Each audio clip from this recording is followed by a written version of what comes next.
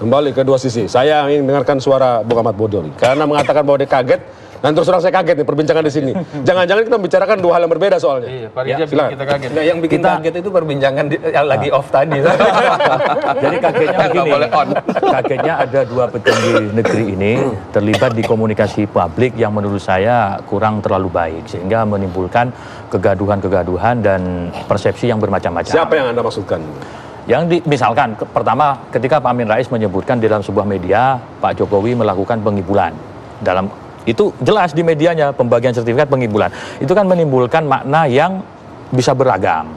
Padahal penjelasan di dalam artikel itu disebutkan bahwa Pak Amin mengingatkan bahwa di situ ada sekitar 74% lahan dikuasai oleh kelompok konglomerat. Nah, sebelum masuk ke situ, kita sebagai koalisi dari pemerintah sebenarnya tidak anti kritik. Kritik itu sesuatu yang biasa saja gitu. Tetapi dalam menyampaikan kritik itu harus dipaparkan dengan data-data dan bukti-bukti sehingga tidak menimbulkan misinformasi. Sehingga apa yang disampaikan oleh Pak Amin tanda kutip pengibulan tersebut ditanggapi yang respon yang spontan dari Pak Luhut yang sudah kita lihat videonya seperti itu. Yang salah. Tentu saja hati kita ini boleh panas, tetapi kepala harus dingin. Kira-kira begitu. Kaitannya dengan pembagian sertifikat, apa yang saya merujuk pada media yang diperbincangkan kemarin. Pembagian sertifikat itu bukan sesuatu yang baru sebenarnya. Sudah lama, zaman Pak SBY itu dikenal dengan nama Prona, sekarang PTSL. Target kita sampai tahun 2024 itu ada sekitar 126 bidang lahan yang mau disertifikat. Tahun ini ada sekitar 7 juta. Tahun besok ada 9 juta. Itu biasa saja sebenarnya program yang berkelanjutan. Cuman di zaman Pak Jokowi itu prosesnya lebih cepat. Itu satu hal. Hal yang berbeda, dikatakan di situ ada 74 aset dimiliki oleh konglomerat. 74% aset berupa hutan yang menjadi lahan bisnis, dalam ini menjadi perkebunan sawit, dikuasai oleh kelompok-kelompok tertentu. Perlu diingat bahwa saat ini kalau tidak salah ada sekitar 2,4 juta hektar lahan itu yang dikuasai oleh kelompok-kelompok tertentu.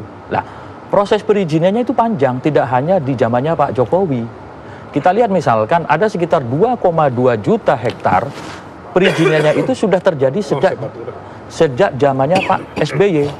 Dari tahun 2004 sampai di 2014. Yang terbanyak juga justru di tahun 2009 ke 2014 terkait dengan pemberian izin lahan-lahan menjadi lahan bisnis menjadi perkebunan. Jadi pesan Anda maksudnya adalah bahwa Pak Amin Rais itu kelewatan ngomong gitu? Ya tidak juga begitu, harusnya menggunakan data dan tinggal dicek.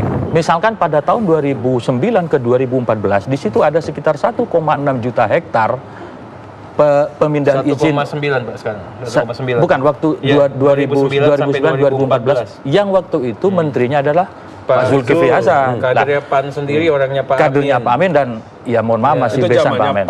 Nah, zamannya PAN. Kita ingin menyatakan bahwa sebenarnya data-data seperti itu perlu dikonfirmasi ulang. Kita konfirmasi aja sebagai dan itu proses pelepasan kawasan hutan yang terbesar sepanjang Republik ini pasca reformasi. Itu zamannya Bang Zul. Yang kadernya Pak Amin juga. Harusnya itu tadi jangan sampai kita yang namanya gajah di depan mata nggak kelihatan. Ya semut di ujung lautan dibahas-bahas itu nggak boleh juga itu. Oke, terima kasih.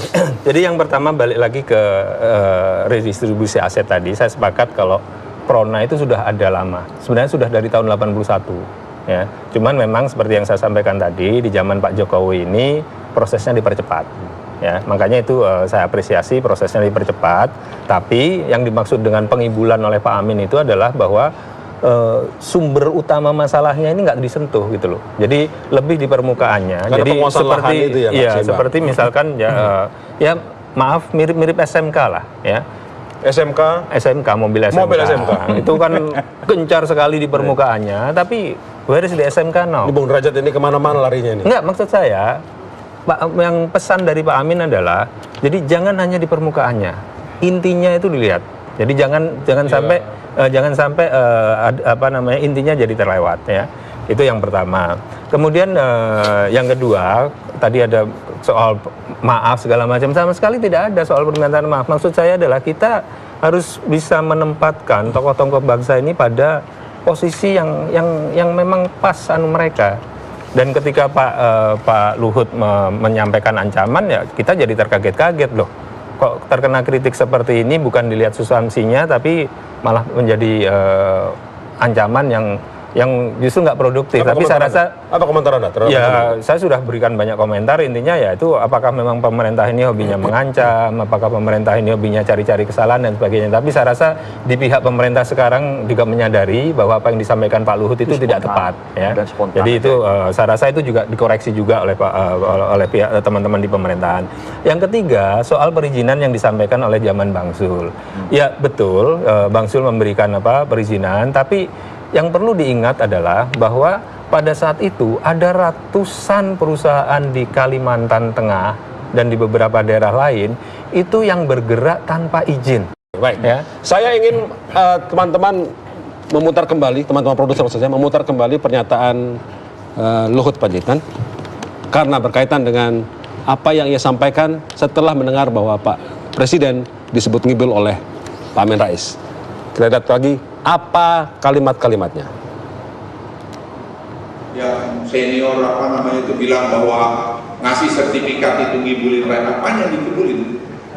Dari dulu juga dibujabagi ngasih sertifikat itu, tapi prosesnya panjang, lama dan sedikit. Sekarang prosesnya cepat dan banyak. Lah salahnya di mana? Jadi asbun aja. Jadi jangan bilang bahwa kita pro PKI. Apanya pro PKI? Di mana pro PKI? Dan numpas PKI saya pun itu numpas PKI kok. Ya dosaku banyak juga kok. Ya sudahlah, diam aja lah. Yang lalu-lalu kita lihat ke depan. Tapi jangan main-main. Kalau main-main, ya kita pun bisa cari bersama memang kok siapa. Kalau tidak salah Pak Amin Rais menyebut juga bahwa rejim ini pro PKI. Makanya kemudian disebut-sebut oleh Pak Luhut berkaitan dengan jangan macam-macam. Awas ya. Anda mengatakan bahwa pemerintah sekarang baper. Maksudnya apa, Bung Rizal? Jadi begini, yang pertama tadi Mas Derajat sudah sampaikan, kita ini di era reformasi yang dulu terbelenggu, ada kebebasan. Situ apa? Kebebasan berdemokrasi yang luar biasa. Ada kebebasan berpendapat. Apalagi Pak Amin tokoh reformasi. Jadi kalau Pak Amin menyampaikan itu atau siapapun ya, nggak usah Pak Amin, tokoh ya kita yang mahasiswa aja biasa tuh mengkritik pemerintah, itu biasa. Yang namanya masyarakat, apalagi tokoh sampai mahasiswa, itu biasa anak-anak remaja. Jadi tokoh boleh menista dan memfitnah gitu. Bukan menista sebentar. Jadi itu biasa, mengkritik itu pertama biasa itu di era reformasi. Tapi harus kritik yang membangun. Iya. Nanti dulu. Yang kedua. Nah, berarti persepsi tentang kritik dari teman-teman PDIP sekarang ini berbeda dengan persepsi tentang kritik teman-teman PDIP ketika zaman Pak SBY. Saya mau ke situ. Yang kedua, ini beda nih. Itu kan yang kedua, kan, itu eranya. Yang kedua, kita introspeksi dong, ya kan? Kita belajar sama Pak SBY yang 10 tahun. Pak Jokowi ini nggak ada apa-apanya dikritik di zaman ini 3 tahun ini. Coba lihat Pak SBY. Kita boleh searching hari ini 10 tahun, hampir setiap hari nggak pernah berhenti. Komentar Pak SBY biasa saja, nggak berlebihan, apalagi ngancem-ngancem. Ya mohon maaf, kami di oposisi. PDIP lebih dahsyat lagi. Kalau buat PDIP nggak ada bener PSB itu dari A sampai Z. Termasuk kan seniornya Mas Arteri ya Ara itu bareng-bareng saya terus ngantemin Pak SBY terus. Maksud saya begini, poin sebentar. Maksud saya biasa saja yang namanya pemerintah dikritik itu biasa saja, nggak usah berlebihan. Kemudian yang tidak kalah penting, harusnya pemerintah memahami yang namanya pemerintah itu biasa penguasa. Kami di DPR ini dikritik biasa tiap hari. Yang penting tunjukkan dengan kerja, dengan kinerja. Tidak usah membalas berlebihan, apalagi pakai ngancam-ngancam. Ya bikin ribut lah. Ini ancaman juga terhadap ini. Apa? Ancaman juga. Lu jangan gitu dong. Ya, jangan saya justru kasih tahu. Waktu jadi oposisi, kami oposisi bersama-sama. Kita mengerti PSB, tapi PDIP luar biasa. 10 tahun. Sekarang baru 3 tahun begitu kan biasa aja. Dijawab sesaat lagi setelah pariwara berikut. Dijawab sesaat lagi. Kami akan kembali dua sisi. Bos, PDIP mah ngeri kalau